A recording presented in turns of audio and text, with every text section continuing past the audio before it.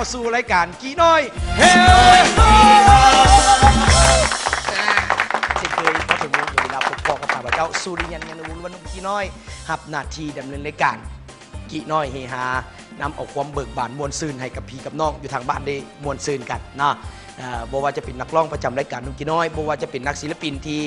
เราเป็นแขกรับเชิญวงดนตรีวงนั้นวงดนตรีวงนี้นักร้องจากค่ายนั้นนักร้องจากค่ายนี้หรือว่าเจ้าของเพลงผู้นั้นเจ้าของเพลงผู้นี้จะมาโอ้ลุ้มสนทนากับหนุ่มกี่น้อยแล้วก็มาแสดงหรือว่ามาห้องเพลงสดๆอยู่ถึงเวทีของหนุ่มกี่น้อยกับรายการกี่น้อยเฮฮาและมื้อนี้หนุ่มกี่น้อยที่ว่าว่าเป็นพิเศษสุดๆเลยเนาะถือว่าได้ศิลปินอีกหนึ่งทานเป็นศิลปินที่มีชื่อเสียงโด่งดังถือว่าทั่วฟ้าเมืองเราไผ่ก็ฮับฮู้ลูกหลานพี่น้องทั้งแขวงสวรรณเขตปุระวัดทำซางนั่นก็คือเจ้าของผลงานเสียงเพลงนอนกอดฟืนพี่น้องเลยไม่นะเจ้าของผลงานเสียงเพลงนอนกอดขอนไม้หรือว่าปะบ่ได้ย้อนเมียดีหรือว่าโทพิติดกู้บ่าจากสี่บทเพลงทั้งเก่าหลากหลายบทเพลงที่ล้วนแล้วที่เป็นบทเพลงที่หลายๆคนนิยมชมชอบและฮู้ซื้อขึ้นมากับฮู้เลยก็คือเบาเวียงอนุสัยคิดอ่อนนะจะมาโอ้ล้มสนทนากับหนุ่มกี่น้อยและพร้อมด้วยมาร้องเพลงสดๆในรายการกี่น้อยเฮฮาแต่ว่าก่อนอื่นก่อนจะพบกับเจ้าก่อนจะพบกับศิลปินท่านนี้หนุ่มกี่น้อยก็เช่นเคยจะให้ทุกท่านได้รับเบิ่งรับชมว่าให้ศิลปินหรือว่านักร้องประจำรายการได้สร้างสรรค์บรรยากาศกันตะกอนเพื่อนว่าเฮียกน้ำย่อยกันตะกอนฟังเพลง2-3เพลงกันตะกอนก่อนจะได้พบกับศิลปินที่มีชื่อเสียงโด่งดังฉะนั้นเริ่มต้นรายการหนุ่มกี่น้อยใช้น้องตุ้มตามแสนประเสริฐมาในบทเพลงที่มีชื่อว่าอยากเห็นคนฮักมวนๆท่านผู้ชมเข้าสู่ระยะนี้เป็นระยะเวทีของศิลปินกับรายการกี่น้อยเฮฮาบอกไว้ในตอนต้นรายการเลยว่าจะได้พบจะได้พ่อกับศิลปินนะเจ้าของผลงานเสียงเพลงร้องนอนกอดไม่ปะบ่ได้ย้อนเมียดีปะเมียบ่ได้โอ้หลายเพลงนอนหรือว่าจะเป็นบทเพลงโทพิติดกูบาหรือสาวสีดอกแคร์ศิลปินท่านนี้นะก็คือเบาเวียงอนุสัยคิดอ่อนเทวสลับมาเมื่อนี้มาพร้อมกับศิลปินคู่ขวัญเป็นนักร้องสาวเป็นห้องหน้าใหม่เสียงดีมีเสน่ห์กับอัลบั้มสุดใหม่เนาะนั่งดูข้างข้าพเจ้ากันแล้วสบายดีเจ้าสบายดีโอ้มาคน3 ทีม 3 คนเลย3 คนอยู่เนี่ยอัลบั้มเดียวกันบ่นี่บ่มาเป็น2 อัลบั้มเป็น2 อัลบั้มอันนี้เป็นเพลงคู่แล้วก็เป็นเพลงซีนุ่มประสานใจโอ้ดังซีขออนุญาตแนะนำชื่อเสียงตัวเองก่อนสบายดีทักทายแฟนเพลงสบายดีเว้าแฮงเลยทุกคนสบายดีแฟนเพลงทุกคนผู้ค้าเวียงอนุสัยมาอีกแล้วเด้อพร้อมโดยทีมงานเจ้าชื่อหยังน้องเมย์ไปดีเนาะข้าพเจ้าสื่อน้องเมย์ยูนาเนาะน้องเมย์ยูนาโดนแบบนั้นตัวสบายดีจีดองสายน้ำคลองเด้อโอ้สายน้ำคลองอาจารย์กีดองสายน้ำคลองมาธรรมดานะพอเห็นหน้าเห็นตาโดนเนาะอุดมสมบูรณ์ขึ้นจากจ้อยขึ้นเนาะบ่มันจอยลงเลยเนาะอุดมสมบูรณ์ถือว่าบทเพลงกระแสตอบรับเป็นอย่างดีปัจจุบันนี้บทเพลงบอกว่าจะเป็นบทเพลงโทษพิติดคูบาตอนนั้นสุดมาเลยเนาะแล้วก็ต่อมาก็จะเป็นบทเพลงสุดที่2นอนกอดขอนไม้บ่ได้ย้อนเมียดีอย่างอีกหลายบทเพลงยามจนฮักดียามมีห่วงเมียที่ไปที่มาของอัลบั้มนี้จุดเริ่มต้นเขามีความคาดหวังจังใดขออนุญาตอัลบั้มสุดใหม่ๆนี้บ่อันสุดทำตัวเก่าก่อนตัวกอดขอนไม้เนาะที่ว่าในคาดหวังว่าเพราะว่าความตั้งใจของเฮาเพราะว่าสิเฮ็ดสุดนี้เพราะว่ามันเป็นบทเรียนผ่านมาแล้วเด้แบบในอัลบั้มก็เลยว่าเฮ็ดให้เฮาว่าสุดนี้สิทุ่มร้อยๆเลยว่ะว่าซั่นนะนอนกอดขอนไม้ไหนเจ้าคิดว่านั้นตัวเองเฮ็ดเองแต่งเองบ่ได้ว่าจังได๋แบบนี้มีอาจารย์ทางสวรรค์พุ่นแน่ทางเวียงแน่ผสมผสานกันหลายรูปหลายแบบศาสนาได้คาดหวังได้ตั้งใจว่าชุดนี้ออกมาปุ๊บต้องของใจแฟนเพลงแน่นอนคิดว่าบ่หลายก็น้อยเพราะว่าทุ่มเทใส่สุดๆเลยสุดนี่สุดใหม่ๆนี่สุดนอนกอดขอนไม้เจ้าอันนี้มีอยากถามข้อสงสัยเนาะเจ้ากอดขอนไม้คำว่านอนกอดขอนไม้นี่ได้จุดเริ่มต้นมาจากไหนจึงคือว่านอนกอดขอนไม้กอดขอนไม้นี่มันเป็นการแบบว่าข้าพเจ้ากับจันบุญยูถือว่าฮักเพลงกันเนาะเรียกว่ามีอย่างกันลมเป็นเรื่องเป็นราวป่ะนะแล้วมันมีคือกันกับผัวเมียข้าเจ้าแบบตะกี้ตะเก้าข้าเจ้าแบบ ให้แต่งงานโลดแบบนั้นนะคือว่าให้แต่งงานโดย โดย ที่ว่าเฮาบ่ได้ บ่ได้ บ่ได้ มัก ล่มบ่ได้มักพี่สังหนนะอะไรไปล่มไปซื่อๆแล้วคือกันกับแต่งไปแต่มันบ่มักเลยบ่มักก็เลย ก็อยู่ไปซื่อ ก็เลยอยู่ไปตามนั่นแหละเห็นอะไรปู่เฒ่าหาให้เนาะตะกี้เนาะก็เลยว่า แต่งไปอยู่ไปอยู่มามันคือกันกอดคนไม้นี่ซะก็เลยว่าไปกอดคนไม้ซะว่าซั่น ๆ นะ โอ้อันนี้เป็นรางล้มกันสองไอ้น้อง เจ้า กบอาจารย์บุญยุ่ง แม่นเลย ล้มไปล้มมาซึ่งโอ้เลยเป็นไอเดียเขาว่า เริ่มเป็น ตัวนี้ขึ้นมา เป็นไอเดียเป็นเพลงที่ เป็นเพลงขึ้นมา เพลงขึ้นมาเลย โอ้ตัวนี้เนี่ย เล่าเรื่อง เมนเจ้าเป็นคนเล่าให้เพื่อนฟังบ่หรือว่าจังได๋ คือว่าอาจารย์บุญยูเพิ่นล่มมานะฮะเพิ่นล่มว่าโอ้เรื่องนั้นนี่ก็เลยว่า โอ้ดีได้อาจารย์เลยว่าคันว่าแต่งเพลงเพิ่นเลยพอดีเพิ่นกันคุณก็สมองดีเนี่ยเพิ่นก็ดีเว้าแวบๆนั่นเพิ่นก็เอาโลดได้เพิ่นน่ะนะ แล้วก็แตะออกมา แล้วแตะออกมา คาดหวังเลยว่าเพลงนี้เลย คาดหวังแบบกับจักคิดแนวใดแม่นบ่เนาะคือว่าไปกอดก่อนไหมเนาะ แม่น คิดอยู่ซื่อๆแล้วคิดอยู่มันสิแม่นบ่เนาะเพลงนี้ก็ไปเอาอยู่ตะป่าพุ่นได้ ไปนำเอาอยู่ตะป่าพุ่นน้ำเพิ่นเพลงตัวนี้ครับบัดออกมามันก็คือว่านะครับความ ตั้งใจ ช ทุ อก บ คนวันนี้มันออกมาปุ๊บกระแสความนิยมดังทั่วประเทศ จ้ะ นอนกอดขอนไม้ กอดก่อนไม่ ทึ่งบอกว่าจะไหนพูดได้ยังไงคน ตะลึง ทั่วประ เล เท ย ศ มันออกมาได้ยังไงวะ คนยอมรับ จ้ะ แล้วก็แบบปัจจุบันนี้ไผ่ซิมูวาเวียงอนุสัยคิดอ่อน เจ้าของผลงานเพลงนอนกอดขอนไม้ ก่อนไม่ ดีใจบ่ โอ้บ่จักแนวสิว่าความดีใจนะ เพราะว่ามันเป็นอัลบั้มที่ว่ามันเฮ็ดให้เฮามีเวียงอรไซในมื้อนี้นะก็เลยว่าดีใจหลาย ตัวอื่นกับตัวอื่นผ่านมาก็คือเป็นบทเรียน เจ้าเป็นบท ที่ว่าเป็นขั้นใดไต่เต้าขึ้น ขั้นใด ไต่เต้าขึ้นไป เจ้า บางฮอดจุดนี้ที่ว่าเต็มตัวเลย เต็ม ทั่วประเทศมีแฟนเพลงให้ความยอมรับ ครับ นิยมชมชอบกัน นอกจากจะมีบทเพลงนอนกอดขอนไม้แล้ว เพลงที่กระเจ้าคอหลายมากหลายสุดก็คือปะบ่ได้ย้อนเมียดีย้ำจนฮักดีย้ำมีห่วงเมียอีก เจ้า อันนี้กับมาได้ในอีกบาทนี่ มา อื้อหือ อันนี้มันก็ขึ้นจากชีวิตจริง อือฮึ ของเพิ่นของอาจารย์เพิ่นอาจารย์บุญยูหั่นแหละ อาจารย์บุญยูเต อาจารย์บุญยูก เอาชีวิตของอาจารย์บุญยูอีก เอาชีวิตของเพิ่นเลยเพิ่น โอ้ ว่า เออ เป็นชีวิตของเพิ่นเลยนะเพิ่นแต่งออกมาจากใจเลย อือฮึ อย่าคือว่าย่ำจนฮักดีย่ำมีกับห่วงเมียคือเก่านะเพิ่นว่า อือฮึ เสมอต้นเสมอปลาย ย้ำจนฮักดีย้ำมีกับห่วงเมีย เจ้า ไปล้มกันจังไดจึงเขียนเพลงนี้ขึ้นมา อันนี้บ่ได้ล่มมีแต่ เพิ่นเขียนมาเองเลยเลิศ เพิ่นเขียนไว้ว่าเบิ่งเด้อเว้าตามเรียงเอ้ยมีเพลงให้เด้อมาเบิ่งเอาเด้อว่ะ อือหือ เอาไปเบิ่งว่าโอ้คักหลาย ก็เป็นเราถือใจรถ เอาไปเล่าถึกใจเลยว่าคักหลาย เนาะมันเป็นเพลงสังคม จ้ะ เป็นเพลงที่ว่าให้กำลังใจผู้เป็นอยู่ในเมียเป็นครอบครัว เป็นครอบครัว แล้วก็ให้กำลังใจหลายๆคนนะไปแบบไปโบ้ให้ฟังว่าไปที่ว่าอย่างกะยาเด้อเดี๋ยวว่าคอยกับยังหักเมียที่อยู่มีคือเก่า ถึงว่าสิไปใส่ก็ตาม อืม ไปเวียกไปงานหยังก็คือเก่ายังฮักคือเก่าเนาะครอบครัวเนาะภาษานา ที่ทุกข์ที่ยากแต่กี้ก็เคยกินเกลือกินน้ำกันเฮาห้างเฮามีกันมีคือเก่า เจ้า แต่ว่าก็สิมีผู้หญิงตอบแก้กันแก้ไปแก้มาว่าเฮ้ยมันสร้างสีสัน แม่นแหละ เนาะยามบัดนี้ปะบ่ได้ย้อนเมียดีนี่เด้บัดนี้ตัวจริง ป้าบ่ได้ยังไม่ดีก็ย้อนว่าเมียหันปัดแห้งดี อือหือ ถึงผัวสิไปใส่ก็ตาม อือหือ เมื่อเฮือนเมื่อซ่านน่ะอยากกินหยังก็ได้กินภาษานากันว่า เจ้าได้ความสวยย้อนเจ้ายังน้อย แม่นแหละ เออ ป้าบ่ได้ย้อนเมียดี อือหือ เมื่อเฮือนก็รีดเครื่องรีดหยังให้เนาะโอ้ยจะมันบ่จบแท้ อือหือ ๆว่าซะ ในปัจจุบันนี้บทเพลงดังกล่าวเป็นบทเพลงที่สังคมบอกว่าจะเป็นน้ำมนตรีหรืออื่นๆเขาเจ้าเก่าไปห้องเอาไปโคเวอร์ เนาะปัจจุบันนี้ก็คือบอกว่าจะเป็นงานเชียร์ว่าเบียร์ลาวเขาเจ้าเก่าเพลงนอนกอดขอนไม้ไปโคเวอร์จุดได้ที่หนึ่ง โอ้แนวนั้นเนาะ เป็นแบบลิ้นแบบสตริงเป็นล็อกอ๋อ โอ้โห โอ้ยล็อกตักนี่เป็นผู้ใดสองผู้ใดได้ทีหนึงเขาเจ้าเอามาโคเวอร์มา อ๋อ ถามเจ้าของตัวเพลงว่ารู้สึกยังไงตอน ความรู้สึกดีใจหลายเล เพ ย ราะว่าบทเพลงนี้บอกว่าจะเป็นลูกทุ่ง แม่น บอกว่าจะเป็นคนรุ่นน้อยรุ่นใหญ่ฮอตว่าวงการสตริง แบบ อืม เคยอัดมาอยู่ก็เคยผ่านนี่แต่ว่ามันบ่ฮู้ว่ามันสิทะลุแบบนี้นะ อือฮึ ทะลุตั้งแต่ผู้น้อยหาผู้ใหญ่อะ อือ นะ ฮึ ถือว่าไปตามวงการเห็นแบบวัยรุ่นเขาเจ้าร้องได้แบบร้องคืออ อฮึ อาจารย์เว้านี่ว่า เนี่ย โอ้ก็ดีใจนะ เจ้าเห็นบอกดีใจบอกเขาว่าวัยรุ่นกับเจ้าห้องเพลงเขา ดี ได้ ใจเลยดีใจ เพราะว่าเพลงแนวของเขาเป็นแบบว่าเพื่อเป็นลูกทุ่ง ทุ่งมานาทุ่งมานา เออ แต่ว่าเห็นวัยรุ่นเพิ่นเอาไปร้องถือว่าโอ้ ไปเห็นวงดนตรีพวกนี้ก็จะเอาไปร้อง แม่น เห็นวงดนตรีพวกนี้ก็ร้องอิเล็กโทรนก็จะเอาไปร้อง ร้องหมด เขาก็ดีใจ ดีใจเลย เออ จ้า ที่ว่าประสบความสำเร็จไป จ้า เออเพราะว่าค่อยก็เห็นนะเห็นมีกลุ่มวงดนตรีเจ้าเอาเพลงไป cover ดนตรีเป็นแต่เป็นล็อกเลยนะ โอ้มันเป็นล็อกแล้วเนาะเพลงนี้เนาะ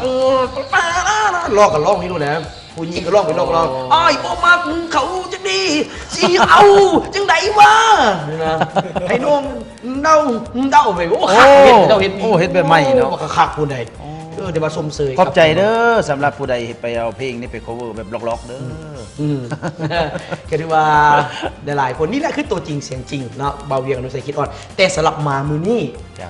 มีผลงานเพลงสุดใหม่มา มีผลงานเพลงใหม่ๆปัดฝุ่นแบบหากันแล้วมันมาก อือฮึ แล้วมาหาเบาพี่น้อยเลยว่าเพื่อบ่ให้มันหึงเนาะ เออ มาตัวนั้นสีเบาๆแล้วปล่อยต่อเลย เอาเลย นะ เอาซื้อเขา จวด ต่อเลย ก็จวดคือเก่าเลย คันสันนั่นพร้อมหรือยังเฉดลงจาก2เพลงให้พี่น้องได้ฟังแล้วเขาจะมาล้มกัน สิเอาจักเพลงหนึงก่อนบอกเรื่องอะไร สองเพลงเลย สองเพลงเลยบอก เออ เอาสองเพลงแล้วเนาะ เออ แล้วจังมาร่วมกันไหม อือฮึเอาเพลงอย่างก่อน สิฝากอัลบั้มสุดนางฟ้าคนจนก่อน นาง เนาะ ฟ้าคนจน จ้า แล้วก็ แล้วก็มวลซืนเมืองลาว มวลซืนเมืองลาว เมืองลาว นางฟ้าคนจนและมวลซืนเมืองลาวนะสองบทเพลงให้ทุกท่านนะครับเบิ่งครับสู้กันไอเวียงอนุสัยคิดอ่อนกับรายการกีน้อยเฮ้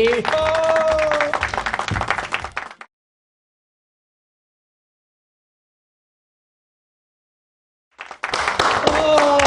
ผ่านไปบทเพลงนางฟ้าคนจนแล้วกับบทเพลงมวลซืนบ้านลาวมวลซืนเมืองลาวมวลตัว จ้ะ อันนี้เป็นชุดใหม่ล่าสุดเลย สุดใหม่ปัด นาง ฝุ่น ฟ้าคน ให จ ม่ นนี่เป็นซื้ออัลบั้มเขาเลยบ่เล่นจังไหน ซื้อบ่อัลบั้มแมันมวลซืนเมืองลาว มวลซืนเมืองลาว เป็นเพลงเอกลักษณ์ของประเทศเฮา อือฮึ อาจารย์ อันนี้นี่นางฟ้าคนจนไม่หรอ ฟ้าคนจน เป็นยังไงนางฟ้าคนจน เป็นอัลบั้มของอาจารย์วันน้อยเพิ่น อือฮึอือฮึ แต่งไว้เท่าใดปีแล้วเนาะ อือฮึ เลยเอามาลองใหม่ อือฮึ นางฟ้าคนจนคือกันกับ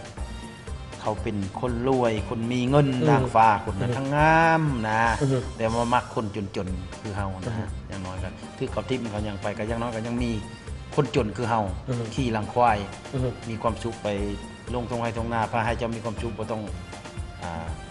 จมกับความอกหัก อือฮึ บ่ท่านนา อือฮึ ว่าจังซั่นจังว่า อันนี้เป็นอัลบั้มชุดใหม่เลย เจ้า สื่อสุดว่าม วลซืนเมืองลาว มวลซืนเมืองลาว เมืองลาว อยู่ในอัลบั้มชุดนี้มีนักร้องเขาแต่ละคน เจ้า มีอาจารย์นั่นก็อยู่ในอัลบั้มเดียวกันบอก กีดอง อาจารย์กีดอง กีดอง อัลบั้มเดียวกันบอก เพราะมันอยู่2สุด สองสุด สีหนุ่มประสานใจทั้ง ซีนุ่มประสานใจทั้งห้า เจ้า แต่สำหรับน้องสาวดิ น้องสาวอยู่ในอัลบั้มนี้ อัลบั้มนี้ อัลบั้มตัวนี้มวลชื่อเมืองลาวนี้ อัลบั้มตัวนี้มวลซืนเมืองลาวนี้ เจ้า โอ้มีลีดกีตาร์พร้อม เจ้า ลีดกีตาร์เป็นโอ้ ก็เป็นอยู่ โอ้แล้วก็ร้องลีดกีตาร์ร้องเพลงพ่อหมาตัวนี้พ โด ร้อม ยแม่นแหละ โอ้ซื้อเพลงอย่าง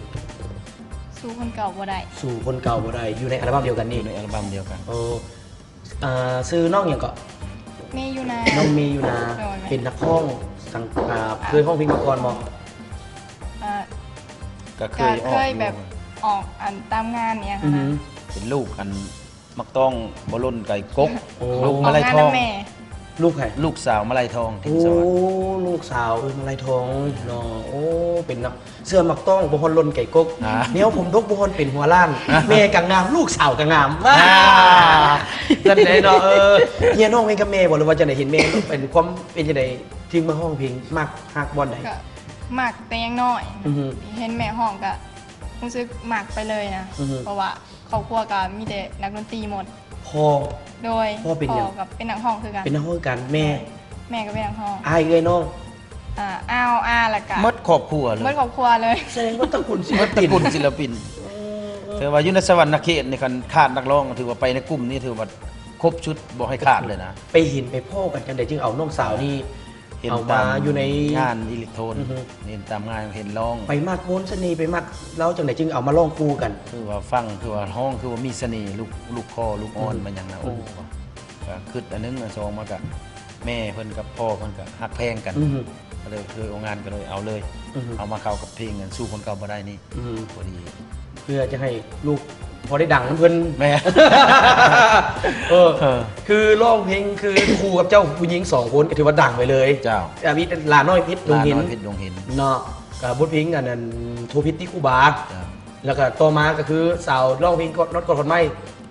แก้วไปพง แก้วไปพง เจ้า เนาะ เพิ่น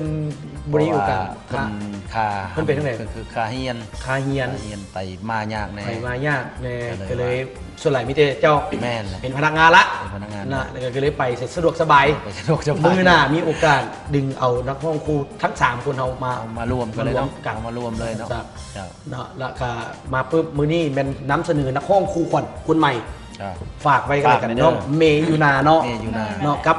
กับบทเพลงที่มีชื่อว่า สู้คนเก่าก็ได้ สู้คนเก่า พ บ่ อ ได้ ได้ครับ อัลบั้มสุดนี้เซ็ตสมบูรณ์แล้วบ่แล้วสมบูรณ์แล้วบ่ อันนี้เสร็จ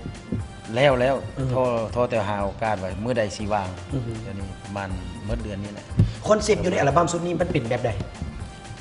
อัลบั้มชุดนี้ อือฮึ เป็น มันจิต่างเก่าความแตกต่างกับตัวเก่าแบบ ลา ใด ยสลับซับซากสลับซับซ้อนกัน อือฮึ เพราะว่ามันเป็นบ้านเพลงเงินบ้านเฮาแน่ อือฮึ แล้วก็ออกสไตล์แบบวัยรุ่นแน่ เป็นเพลงลูกทุ่งแบบลูกทุ่งแบบเป็นลูกปุ่นเกี่ยวกับทันสมัย แม่นแหละ เออ สลับซับซากมันมีโบปะนะแบบสไตล์ของบ้านเฮานี่คือกับเพลงม่วนซื่นเมืองลาวนี่ก็ อืม ห้องให้ประเทศเฮาเนาะ อืม ประเทศเฮาสมมุติผู้ใดไปอยู่ไกลๆบ่ต้องฟังเพลงนี้ว่าประเทศลาวมันมีอย่างแน่เป็นตาบนท่องเที่ยวเป็นตามีอย่างความม่วนความซื่นนะอันนั้นอันสองมากะเพลงบนเวียงละไสบนแฟน อือฮึ เพลงนี้เรียกว่าร่วมฮิต รวมฮิต ร่วมฮิตใส่หลายซีซัน อือฮึ เนาะว่าซั่น ครับ ก็ใช่ว่าความแตกต่างก็จะมีความแตกต่างก็คือรวมเอาทุกอย่างรวมเอาที่ว่าประสบว่าประสบการณ์ เจ้า ที่เราเคยเห็นมา ผ่านมา แล้วมายองใส่ตัวนี้ตัวเดียว รวมเส้นตัวเดียวได้เลยครับ ตัวนี้ มายองใส่ตัวนี้ตัวเดียวมาซูมใส่ตัวนี้ตัวเดียวเลย เจ้า โดยที่ว่าเฮ็ดเอง เจ้า เนาะ ลองเพราะว่า อือฮึ พอได้ไปงานแต่ละเทื่อก็เก็บไว้ให้แล้วพอได้จะมาลงทุนเฮ็ดเองลองเบิ่ง อืม ว่าซั่น อืม อ่า ลงทุนเองเพื่อให้พี่น้องเขาได้รับมือรับสมกันแต่ว่ารับประกันว่าแน่นอนม่ว แน่นอน มีหลากหลายบทเพล มี ง หลากหลาย หลากหลายสไตล์ มีหลายสไตล์มีหมด บอกว่าจะเป็นบทเพลงนางฟ้าคนจน ฟ้าคนจน หรือว่า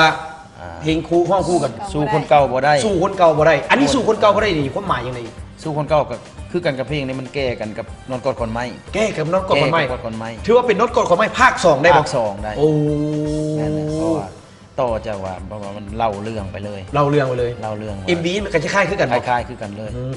ความหมายคือน็อตกดคนใหม่ไอ้บ่มาเขาจะดีสุดมันน็อตกอดคนใหม่อยู่ในห้องนอน แต่ผู้หญิงมาถามว่ามีความสุขบ่อยู่กับเขาหนนะ โอ้กับของแล้วมาถามคืน ผู้สาวมาถามคืน ผู้ที่แฟนเจ้าทิมไปหัน แม่น แล้วจะไปแต่งงานหัน แม่นเลย แล้วมาถามคืน มาถามว่ามีความสุขบ่อยู่กับเขาหน อื นะ ม ก็เลยว่าบ่มีความสุขเลยเด้อน้องลา อ่า นะว่าซั่นนะ บัดนี้ผู้นี้ตอบว่าจิเป็นแฟนกับเป็นเมียก็บ่ได้ เป็นเมียเป็นไม่น้อย เป็นเมียน้อยก็บ่ได้เป็นหยังบ่ได้เพราะพิธีของประเพณี แม่นเลย เนาะ เป็นบ่ได้ เออ ก็เลยพบกันไปบังเอิญไปซื่อ บังเอิญ พบกันล่มกันซื่อ แสดงว่าต่างคนต่างมีผัวแล้วบาดนี้เนาะ ยังพูดยังบ่ทัน อันนี้ยังบ่เอาเทื่อ ยังบ่ได้เอา ยังบ่เอาเทื่อ ยังบ่ทันได้เอา แสดงว่าเพลงตัวเก่าเนี่ยเขาเพลงนี้แม่นผู้ชายเอาเมียแล้ว แม่นแหละ แต่ว่ามาบ่ได้คนบังเอิญแบบว่าอยากมาหา จอ แฟนเก่า มาพบกัน อยากแฟนเก่ามาใส่คาลม อยากมาล่ม อยากมาลม ขึ้นฮอดได้ซะ ขึ้นฮอด มา เป็น บ่ได้ บ่ได้เป็นเมียก็เป็นกิ๊กเป็นน้อยใช่ไหมเนาะสุดเนาะเนาะ เออ ความหมายอะนะครับ คือเพลงตัวนี้นี่นะ เจ้า แต่ว่าว่านอนกดเขาไม่ภาค2เลยนะ แม่น แต่ผู้หญิงมันว่าบ่แล้ว บ่ ปฏิเสธแล้วเนาะ เอาบ่ได้ เอาบ่ได้แล้วมันพิธีของประเพณี เป็นเมียน้อยก็เป็นบ่ได้มันพิธีของประเพณี เป็นอ้ายเป็นน้องกันดีกว่า แม่น เอฉะนั้นแล้วอยากฮู้บทสรุปของเพลงนอนกอดก่อนไหมมาต้องมาฟังเพลงนี้บทเพลงที่มีชื่อว่า สู้คนเก่า สู้คนเก่าบ่ได้นะเห็นว่าฝากไว้กับอัลบั้มสุดนี้อัลบั้มสุดที่มีชื่อว่ามวนซื่นบ้านเฮาเนาะจะมีนางฟ้าคนจนสู่คนเก่าบ่ได้ลืมหำ ลืมทำคือ ฮะ โอ้ ลืมหำกลัวหมูโอ้ยน้อง หำกับหำแม่ใครเนี่ย ลืมหำเกลือหมู มีเมีย จริง จริ มี งมีวันนี้อันนี้มีอย่าง บล็อกเฟซ บล็อกเฟสออกสไตล์แบบนั้นแน่ แล้วก็นี่น้องเมยูนาเบียงดูไซคิดอ่อนบาซัมซากับอัลบั้มสุดนี้อีกโบดนบางขายแทนแน่นอน ฉะนั้นอย่าลืมกันแล้วกันเนาะส่งเสริมกันสนับสนุนกันไว้นะแล้วก็อีกชิ้นหนึงก็คือเป็นศิลปินน้องไม้แน่ น้องเมยูนาแน่เนาะอาจารย์วันนี้ทั้งอาจารย์ทั้งหลังเนอกวันนี้เนาะ กี่ดอง อาจารย์กิดองสายน้ำของเป็นยังไงอาจารย์อัลบั้มชุดใหม่อันนี้เป็นอัลบั้มตั้งห้างอีกบอก แม่นแหละสีนุ่มประสานใจ ซีนุ่มประสานใจนี้มีไผเนี่ย บได้มาผู้นั้นยังค่าลงแคมป์ของนะ ฮาลงแคมป์ของปีซิดเบส ไปซิดเบสแล้วดู อาจารย์ร้องเพลงซีนุ่มประสานใจเป็นชุดรวม ชุดรวม ห้องจากเพลงอย่าง คิดฮอดหานาที คิดฮอด5นาทีเพลงเดียว เพลงเดียวเพราะว่ามันเป็นร่วมฮิตของวงดนตรีอิเล็กโทรน โอ้ เอาสีหนุ่มประสานใจไง โอ้แล้วมื้อนี้สิได้ฟังเพลงเพิ่นบ่ ฟังได้ฟังแท้ โอ้ จะให้เพิ่นร้องสดเลย ลงสดเลย ร้องสดเลยมื้อนี้ โอ้ อ่า พอดีเขามีนักดนตรีอยู่นี่ให้เพิ่นเสพ จ้ะ สดๆร้องเพลงให้ฟัง อยู่ ได้อาจารย์เด้อ ครับ นะสี่หนุ่มประสานใจอาจารย์กิลอง จานกีดอง กิดอง กิดอง กิดองสายน้ำของ ครับ ครับ คนทั้งแขวงสะบัดในเขตเลยป่ะอาจารย์ แม่นแหละ โอ้บ้านใด บ้านนาแก่ บ้านนาเกขอฝากสำเนียงเสียงเพลงนี่กับสายลมนี่ได้ จ้ะ เพลง เพลงสามนาแกเนาะก็แต่ว่าบ้านเจ้าอยู่ใส่อยู่สะบัดนาเขตอยู่บ้านใด เอาอยู่บ้าน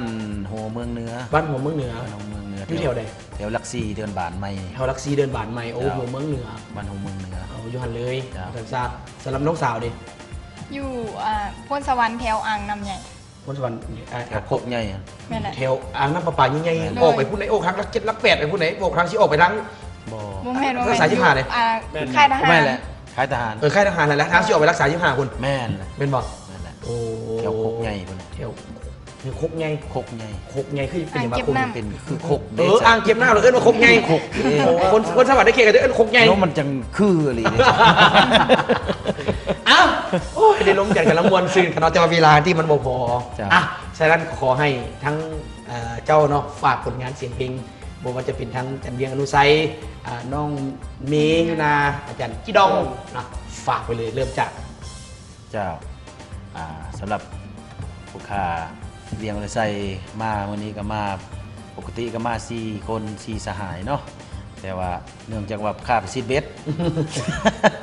ขอฝากอัลบั้มสุดใหม่ๆล่าสุดนี่เด้อสู่คนเก่าบ่ได้มวลซืนเมืองลาวหรือว่าหลายๆเพลง อืม เรียนลงมานี่แหละ อืม ฝากอัลบั้มชุดใหม่ๆมอบให้มิตรแฟนเพลงติดตามกันนะเด้อพี่น้องเด้อ สมมุติว่าเพิ่นสนใจอยากจะได้จันเวียงอนุไซไปร้องเพลงทางภาคเหนือภาคใต้ หรืออื่นๆที่ติดต่อมาหาได้ยังไง ติดต่อทางเบอร์โทรเด้อ แจกได้บ่ แจกได้เลยเด้อ บ่ยากกับเจ้าโทรมากวนหวะ บอโทรมาโลด บอกไปเลยสัตว์ เอาจดเอาเด้อ020 020 54141 5441 212 212 หรือว่าทาง Facebook ก็ได้ Facebook เวียงอนุไซคิดรอเลย เจ้า เลขหมายขึ้นตามหน้าจออยู่ในขณะนี้พี่น้องเอ๋ยติดต่อได้อยากจะได้เวียงอนุไซคิดออนเนาะไปสร้างบรรยากาศความเบิกบานบนซืน ครับ ใต้เหนือว่ากันไปราคาล้ม รา กัน คาเป็นกันเอง กินข้าวแรงกับมา ความหักความแพง ผมมาความแพง เจ้าหรือว่าติดต่อบ่ได้ฟ้าลมฝนตก ติดต่อหาเบากี่น้อยก็ได้ ได้เนาะ ติดต่อก็ได้ คือเบาเวียงอนุไซเพิ่นเอาราคาแพงหนุ่มอยู่ไหนแพงกว่าเก่า เอาน้องฝากเนี่ยชื่อว่าได้เป็นนักห้องเพลงทับอิฐที่มีได้อัดแผ่นนะน้องเมย์อยู่นาฝากไป ขอฝากพี่น้องหมดทุกคนเนาะเพลงสู่คนเก่าบ่ได้เนาะอยู่ในสุดมวลสื่นเมืองลาวเนาะ ครับ ของเบาเวียงอนุไซเนาะแล้วก็ถ้าผู้ใดอยากติดตามเพลง cover เนาะสามารถติดตามได้ทางยูนาสตูดิโอเนาะ เป็นนักห้องทาง cover เพลงพร้อม ใช่ นะแล้วตอนนี้มีแม่นเขาร้องเป็นซิงเกิลมีดนตรีคักแน่ นั่นแหละ คู่กันครับเวียงอนุไซคิดออนเอิ้นว่านอนกอดขอนไม้ภาค2 ภาค อ่ะอยากจะเบิ่งว่าขอนไม้ภาค2มันเป็นแบบใดสำเนียงเสียงห้องเป็นแบบใดต้องมาฟังบทเพลงที่มาสู่คนเก่าบ่ได้นะอาจารย์กี่ลองฝากผลงานเสียงเพลงนะอาจารย์